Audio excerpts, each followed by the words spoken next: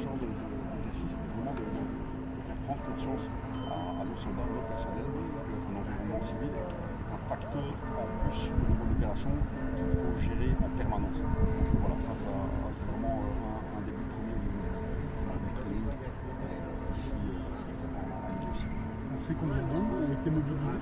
Au total, on travaille avec, pour mon bataillon, on est environ à 200 personnes, donc voilà, sur plusieurs spots, sur plusieurs sites, et nous sommes appuyés par deux machines de la défense, donc à chaque fois avec au niveau de ces machines de 4 personnes, un équipage de 4 personnes, et au niveau des bateaux, donc à chaque fois par bateau vous avez 2 personnes, donc vous avez le navigateur et vous avez son accompagnateur, ça fait quand même un paquet de personnes, plus ou moins 230 personnes dans les 4 jours ici.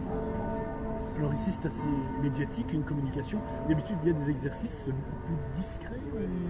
Oui, tout à fait. Donc, normalement, on fait de manière beaucoup plus discrète. Ici, l'objectif était quand même de montrer également à la population ce qu'était le deuxième bataillon de commando, ce qu'est le régiment des opérations spéciales. Donc ça donne pour moi, c'est important de montrer ce qu'on est capable de faire. Donc voilà, c'était l'occasion également de pouvoir rencontrer Madame le ministre et de lui présenter l'unité réellement sur le terrain et pas seulement dans une caserne, tout simplement pendant une parade. Ça va se poursuivre. Tout à fait, ça se poursuit. Donc ici dans la foulée, on retourne sur Chièvre, on se prépare et on effectue des sauts au parachute. Donc j'ai 80 éléments qui vont sauter dans la région de Danche et 80 éléments qui vont sauter dans la région de Nîmes. Donc on continue les opérations sur ces deux communes. Alors votre nom, prénom et puis votre grade? Voilà, donc je suis le lieutenant-colonel breveté d'état-major Cédric Van der Horst et je suis le commandant du 2e bataillon de commando. Voilà. Quand c'est comme ça, profession des thèmes pro-adaptation, les riverains sont prévenus? Oui, tout à fait. Donc, en fait, pour ce type d'exercice, on doit rentrer 6 semaines à l'avance en cas de demande de droit de manœuvre. En fait, ça passe par la province, la province militaire. Donc, eux prennent contact avec les mailleurs, etc. Donc, il y a toute une campagne qui est faite. Et en plus, on a du personnel qui vient avertir la population la veille. Donc, hier après-midi, il y a des gens qui sont venus, qui ont discuté un peu avec tout le monde. On leur a expliqué qu'il y a un hélicoptère qui allait se poser, qu'il allait y avoir des tirs, etc. On essaye de le faire de la manière la plus optimale possible. Maintenant, pendant les exercices, on a également ce qu'on appelle un CIME, qui ne demande pas l'appellation. Voilà. J'ai complètement oublié ce que c'était. Vous avez du personnel qui est formé pour ça, qui distribue des flyers, etc. Et voilà. Maintenant, il y a des communiqués presse qui ont été envoyés à gauche et à droite, et au niveau des communes. Donc, je sais qu'il y a des flyers qui ont été déposés dans les boîtes aux lettres, par exemple, à Nivelles, etc. Ça a été fait. Voilà. Vous venez en reconnaissance avant ou c'est par plan? Par exemple, les gens qui débarquent ici des bateaux, ils partent pas. directement, ils ne savent pas. Ok. Non, ils savent pas. En fait, on travaille donc maintenant, on est comme tout le monde, on travaille avec Google Earth, etc. On a du spotting au niveau des sites, etc. Les types savent plus ou moins ce qu'ils vont rencontrer. Maintenant, on travaille également avec des drones, on a beaucoup de drones. Et on a également des images aériennes sur les sites. Et ça nous permet de planifier notre opération comme ça, tout simplement. Voilà. Merci de l'interview là. Je suis aussi. Ouais. Ciao. Salut, à bientôt.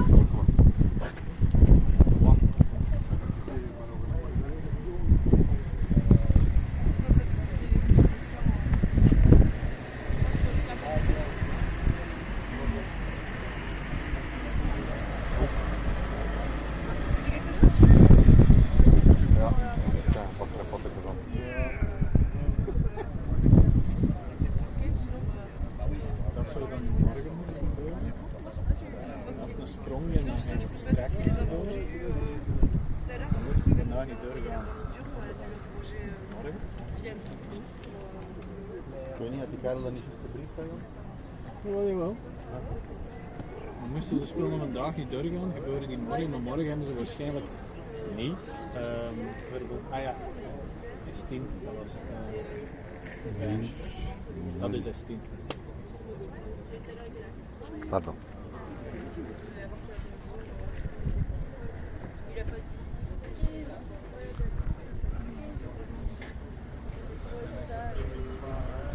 Ja, tuurlijk. Ja.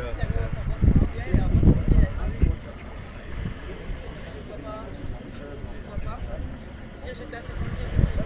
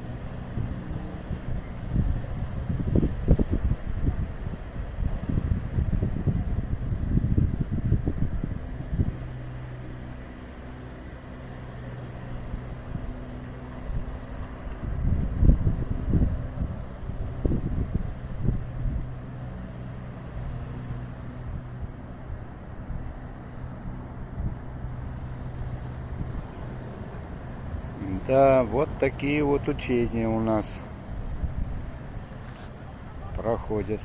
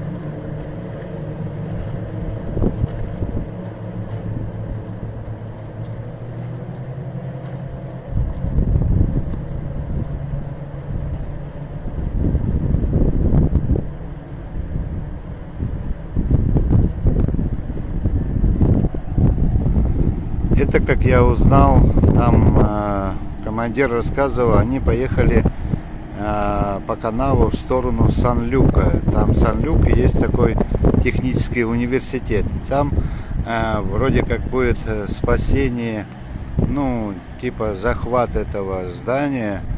И вот эта десантная группа на 5 катерах рванули туда, как говорится, пошли туда. И будет там проводиться операция по спасению заложников.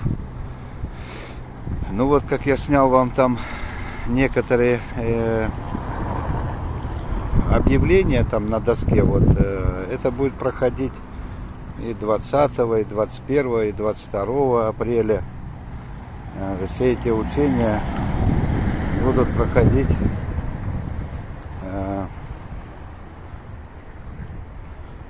в общем, масштабное учение. Ну, короткий перевод дам. Это министр, по-моему, Дефонс, это министр обороны, но я точно не знаю. Она говорила о том, что сейчас они проводят эти совместные учения вместе с, ну, то есть бельгийская армия, с французской армией проводят учения и значит, ну я точно не знаю, перевод потом сделаю, потому что плохо было слышно, и якобы собираются, вот они сейчас, геликоптер собирается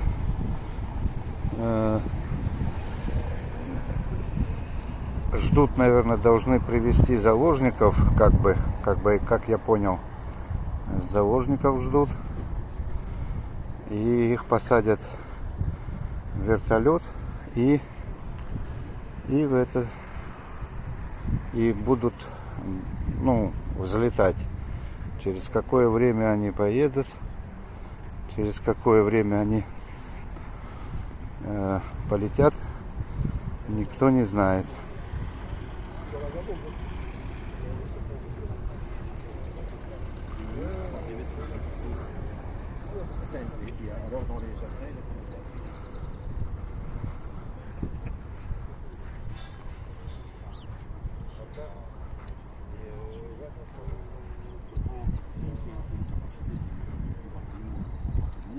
Et donc, on a mis un scénario qui est relativement similaire avec un groupe paramilitaire qui effectuait un échange d'explosifs. Là, j'ai des éléments qui sont arrivés par voie fluviale et par air pour effectivement neutraliser les cibles qui étaient sur place et récupérer cet explosif le plus rapidement possible. Alors pourquoi organiser ça dans une ville? Puisqu'on le voit, on est ici en plein milieu de la ville de Tournai. C'est pour peut-être permettre à vos soldats dans un environnement dans lequel ils pourraient être dans le cadre d'une opération. Exactement. Donc en fait, le but de ce type d'opération, c'est de travailler dans un milieu complexe, parce qu'un environnement urbain est un environnement complexe de facto, et également de pouvoir gérer le risque de dommages collatéraux. Donc à partir du moment où vous travaillez avec des civils qui circulent à gauche et à droite, vous avez un facteur en plus au niveau de votre opération qui est extrêmement difficile à gérer. Et pour pouvoir gérer justement ce facteur-là, il faut pouvoir s'entraîner. Et il faut s'entraîner dans le milieu civil. Mais on le voit, ça a impressionné tous les gens autour en tout cas. Oui, tout à fait. Donc, à partir du moment où vous avez un hélicoptère qui se pose comme ça, qui effectue ce type de manip avec le personnel, des tirs, etc., effectivement, ça secoue un peu la population civile, mais les gens avaient été avertis, etc. Donc, on a du personnel qui avait pris contact avec la population, avec tous les riverains, pour les avertir des opérations. Et puis c'est peut-être un peu le but, c'est peut-être de susciter des vocations, peut-être éventuellement chez des jeunes qui auraient vu ces opérations. Exactement. Donc voilà, la défense recrute, c'est quelque chose qu'on entend beaucoup à la télévision ou à la radio. Donc effectivement, ça peut effectivement inspirer certains jeunes à rejoindre les rangs du bataillon. Et quand même, on se dit il faut déployer beaucoup de moyens pour aujourd'hui convaincre de rejoindre l'armée. Le besoin est criant. Je ne vais pas dire que le besoin est criant, évidemment, donc les rangs doivent être regarnis, etc. Donc c'est également l'objectif de la défense. Mais d'un autre côté, donc déployer autant de moyens, ce sont des moyens qu'on utilise tout le temps. Donc c'est parce qu'on est beaucoup plus discret, je veux dire, généralement. Ici, voilà, ça s'est fait dans un milieu un peu plus, un peu plus peuplé, voilà, tout simplement. Et voilà, donc ça, c'est des moyens qu'on utilise tout le temps. Nous, on a l'habitude de faire ça. Donc, tout simplement. Oui. Alors, peut-être une dernière chose sur ces opérations. Généralement, c'est des opérations qui sont menées plutôt à l'étranger. Vous l'avez dit, c'est pas forcément pour s'entraîner dans un milieu belge. Donc en fait, si ici, donc, ce type d'opération, on l'entraîne dans un milieu belge, pour nous c'est facile. C'est facile. Tout est relatif, donc c'est assez compliqué d'organiser un exercice comme ça. Donc ça demande beaucoup de contacts, beaucoup de coordination avec les autorités civiles pour pouvoir avoir de l'infrastructure à disposition, etc. Maintenant, on s'entraîne ici en Belgique, mais on s'entraîne également à l'étranger. S'entraîner dans le civil à l'étranger, c'est déjà beaucoup plus compliqué. Donc ça, c'est assez limité. Quand on s'entraîne à l'étranger, c'est davantage dans des camps militaires bien définis et on est vraiment bien encadré, etc. Donc voilà, c'est bien particulier. S'entraîner en civil, on le fait plus ici en Belgique.